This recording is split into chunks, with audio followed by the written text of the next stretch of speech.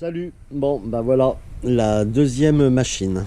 Alors, celle-ci, c'est une Cimati, donc moto italienne de 1978, un 50 cm3 équipé excusez-moi, du Minarelli P6, hein, qui était un moteur qui était monté dans énormément de machines différentes, italiennes ou autres, notamment pour les plus connus, il y a Gitantesti et d'autres, quoi. Voilà. Donc, alors il faut rendre à César ce qui est à César, c'est-à-dire que cette machine est en superbe état. Et je l'ai acheté à mon ami Jean-Luc, hein, ce qui se reconnaîtra, du Schnorr, hein, et qui avait fait quand même la très très très grande majorité du travail. Bon, j'ai parfait le truc parce que je suis un perfectionniste et que je voulais que la machine soit le plus près possible de l'origine. Donc j'ai fait quand même différentes choses dessus pour qu'elle soit vraiment le plus proche du dépliant Cimati d'époque. Alors ça, c'est une machine qui me faisait rêver. Mais comme j'avais de trop bons résultats à l'école, j'ai eu le droit à un 102 Peugeot pour aller à l'école quand même, mais mon père n'aurait pas investi pour me payer la moto au résultat du bac, par exemple, que je n'ai jamais passé.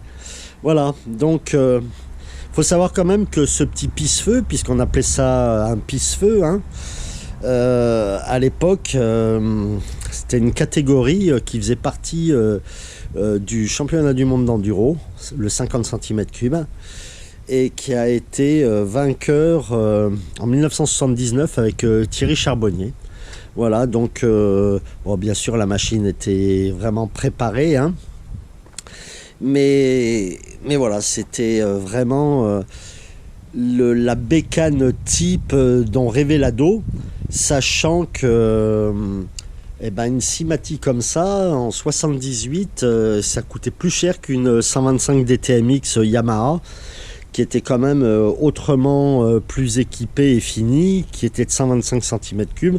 Bon, ok, c'était un trail, mais ils vendaient ça moins cher que cette petite Caïman.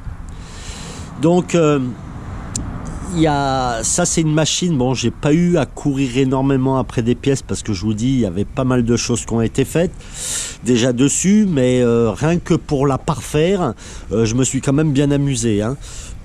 J'ai fait différentes choses.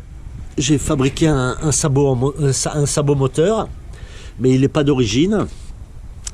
Et j'ai trouvé un garde-boue avant UFO vintage, mais qui n'est pas d'origine non plus. Alors bon, j'ai bien mis un petit croco caïman, mais à la base, il y a un sigle, comme sur la Bultaco d'ailleurs, hein. Hop, voilà, on le voit sur la Bultaco, il y a le sigle Bultaco.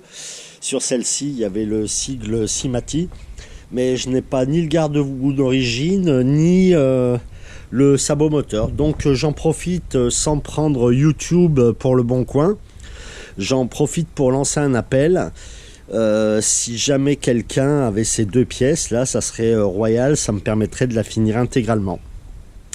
D'ailleurs à ce propos, j'y pense, là voilà, il y a le levier vraiment typique Cimati. Mon levier était cassé, je l'ai réparé, j'ai fait une soudure aluminium et j'ai mis une boule de Bultaco. Donc pareil, si jamais quelqu'un avait un levier, ça serait top, quoi. Ça serait nickel. Voilà. Donc voilà, ça c'est une petite machine qui est très très appréciée. Si vous allez voir sur Rigolarita, le club des machines italiennes, voilà, c'est une machine qui est vraiment vraiment appréciée par tout un tas de monde, hein, qui a vraiment d'ailleurs une super gueule, hein. C'est une des plus belles machines d'enduro dans cette cylindrée que je connaisse.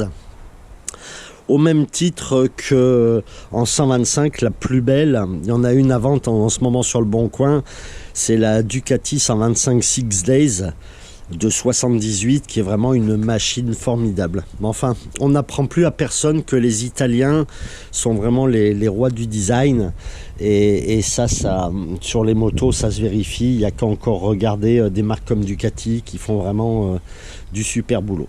Voilà, donc ça c'était ma petite Simatic Cayman de 78 que j'espère pouvoir compléter prochainement et j'ai hâte de pouvoir l'immatriculer et l'assurer, ce qui n'est pas encore fait, pour pouvoir rouler un petit peu avec prochainement.